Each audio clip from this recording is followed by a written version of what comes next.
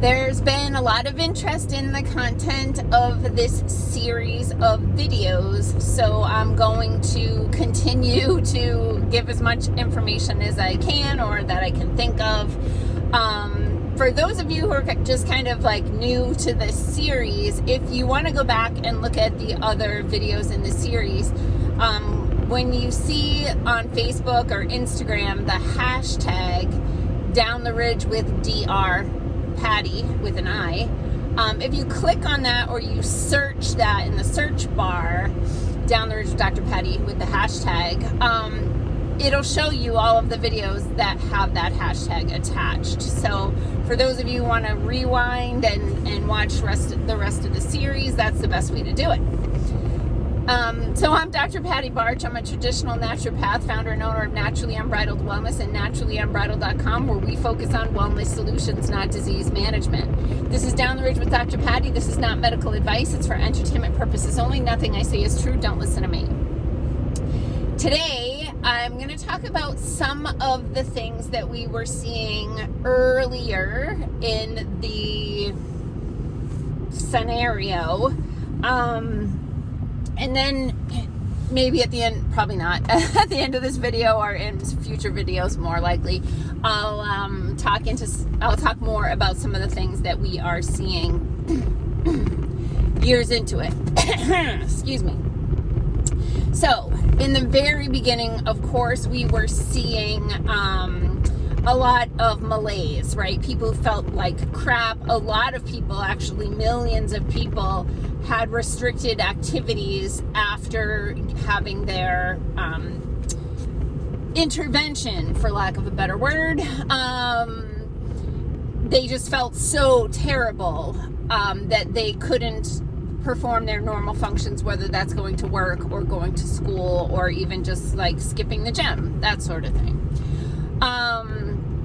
Now, if you look up the symptoms of poisoning, you will see a lot of the same symptoms that people were experiencing after the intervention. And people had different types of symptoms, and I hypothesized that it's a weakest link philosophy. That's what I was calling it. So everybody has the weakest link in their body, right? Like some people have respiratory issues, right? They might have asthma, or every time they get a cold, they get bronchitis. They maybe have had pneumonia several times, right? Because their weak link is their lungs. But for other people, a lot of Americans especially, it could be their cardiovascular system, or whatever. So whatever is the weakest link in your body, there's going to be inflammation there, ongoing chronic inflammation in the areas of your body that are the most unwell, because inflammation is part of the way that the body tries to heal by increasing circulation to that area.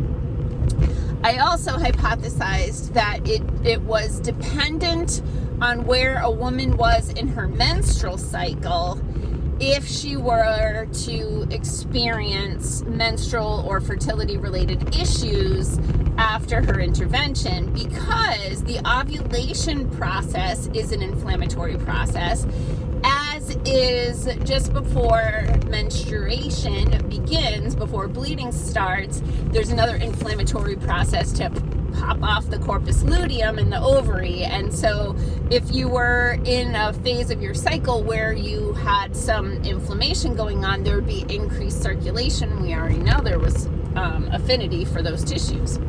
So that's why we were seeing some people ending up in the hospital with massive diarrhea, right?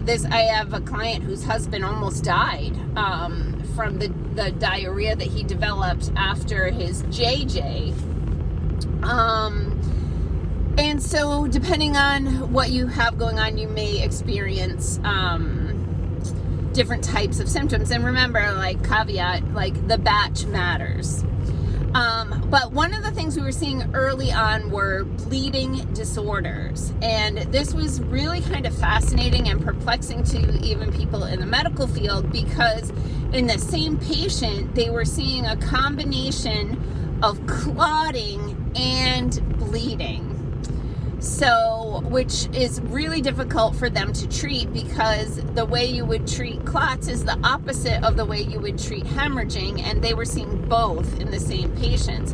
And they were also seeing patients with blood clots that were not responding to anticoagulant therapies, or the types of things that would prevent clotting or help to break up clots. So those were some of the interesting early onset things. And there were definitely cardiovascular things going on, and some of the early or shortly after exposure to the intervention, some of those things that would happen within like hours or, minutes to, weeks to a month or so, some of those things that would develop for the cardiovascular system were really kind of fascinating. So we were seeing a lot of just people dropping in their tracks, right? Boom.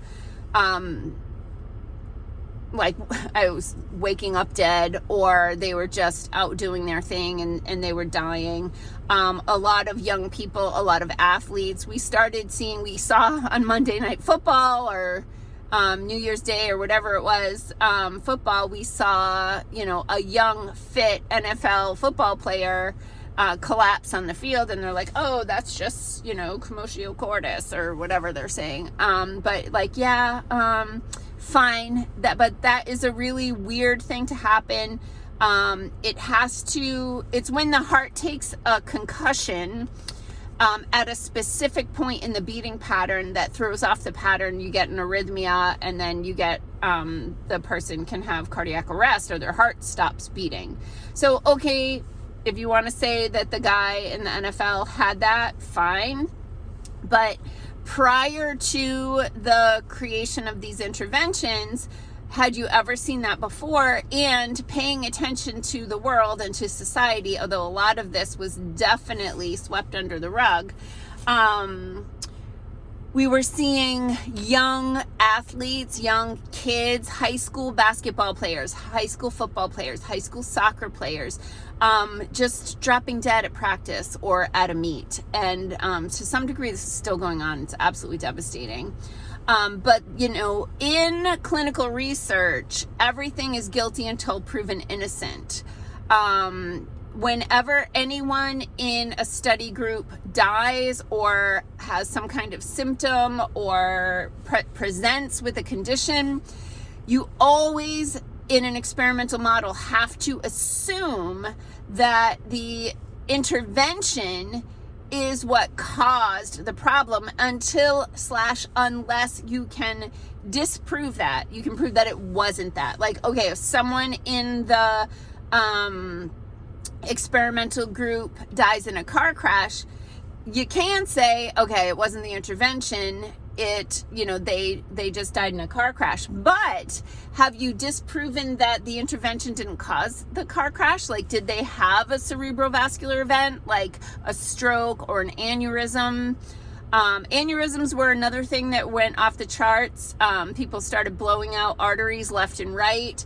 Aortic dissections. I have a client who works in the hospital system doing CT scans, and she said that she had only ever seen one aortic dissection, which is when the wall of your aorta separates, like there's layers of it and it separates and it can blow out, and your aorta is your largest artery. And if your aorta blows, you have an aortic aneurysm, you're toast instantly.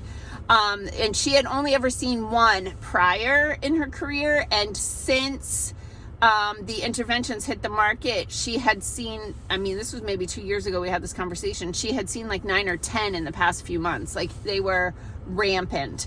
I had a client who got her intervention and then she got shingles. This was another really common thing. Actually, yeah, I think I had a couple. We were getting all kinds of shingles cases at that time. Nosebleeds, there were tons of people getting hemorrhaging nosebleeds that wouldn't stop, and they were having their nose cauterized. So if you know someone that basically since 2021 had to have their nose cauterized because they were getting nosebleeds that wouldn't stop, they probably had the intervention. Definitely shingles, definitely aneurysms, all kinds of things like that, and cancer. Cancer was the other thing that we started seeing in a lot of really aggressive cancers. In women, we were seeing a lot of cancer in the breast on the same side as the arm that they received their intervention. And even in our office where we do thermography scans, the interpretation company that evaluates our scans and sends us the reports, they sent out a warning early on within the first few weeks or so of these interventions hitting the general population. They were like, yeah, don't take thermal images of women within, I want to say, it might have been 3 weeks, but it might have been 3 months. I can't remember now. But of receiving the intervention, because there's so much massive inflammation in the breast from the intervention that it screws up the report. So just imagine what else is going on in the breast. And I did have at least one client who passed away from an aggressive breast cancer that she developed in the same arm, in the breast on the same side as she received her intervention. So that's enough misery for today. I have to go to the gym and I'm running late again. Peace out, peeps. Have a healthy day.